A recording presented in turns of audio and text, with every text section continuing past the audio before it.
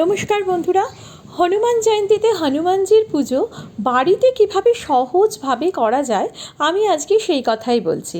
মন্দিরে তো করাই যায়, কিন্তু মন্দিরে প্রচণ্ড ভিড় থাকায় বাড়িতেও করা যায়।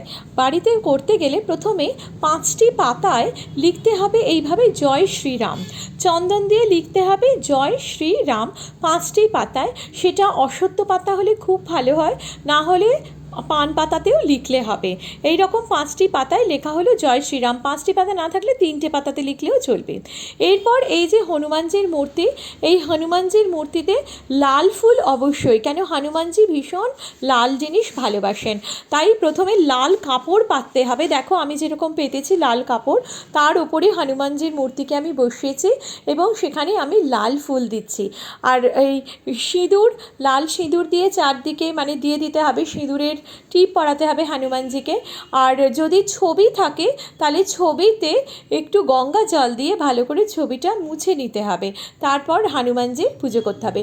আমার এটা মাটির মূর্তি, তাই আমি সেইভাবে কিছু করছি না, আমাদের এটা রোজ পুজো করা হয়, সেই জন্য আমি এখানে লাল ফুল এইভাবে দিচ্ছি।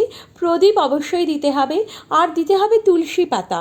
হনুমানজি শ্রীরামের ভক্ত, শ্রীরাম নারায়ণের অবতার, তাই তুলসী পাতা অবশ্যই দিতে হবে।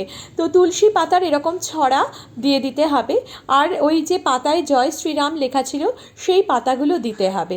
লাল সিঁদুর, মেটে রঙের লাল সিঁদুর হনুমানজির কপালে এবং পায়ে, হাতে চারদিকে এইভাবে লেপে দিতে হবে, যেটা মন্দিরেও এই রকমভাবেই করা যায়। তাই হনুমানজির পুজো করার জন্য খুব বেশি উপকরণ লাগে না। লাল ফুল যেমন লাগবেই, পাতা, পান পাতা লাগবেই, আর তুলসী পাতা অবশ্যই লাগবে।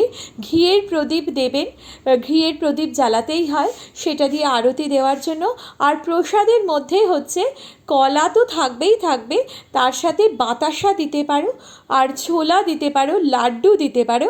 এই ধরনের মিষ্টি হনুমানজির পুজোতে দিতে হবে।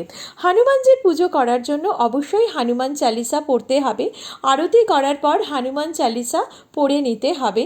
যেরকম আমরা মঙ্গলবার করে আরতি করে হনুমান চালিসা পড়ি, সেরকম হনুমান জয়ন্তীতেও হনুমান চালিসা অবশ্যই পড়তে হবে।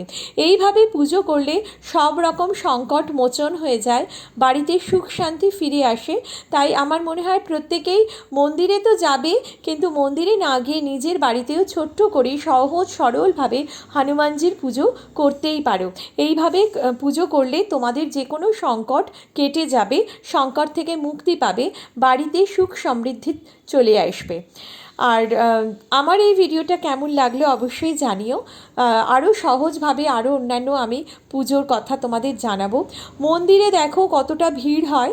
আমি হনুমান জয়ন্তীতেই মন্দিরেও গিয়েছিলাম, মন্দিরে পর পর মানুষজনের লাইন, সেই লাইনের মধ্যে হনুমানজির পুজো, এইভাবে মন্দিরে পুজো অনুষ্ঠিত হয়।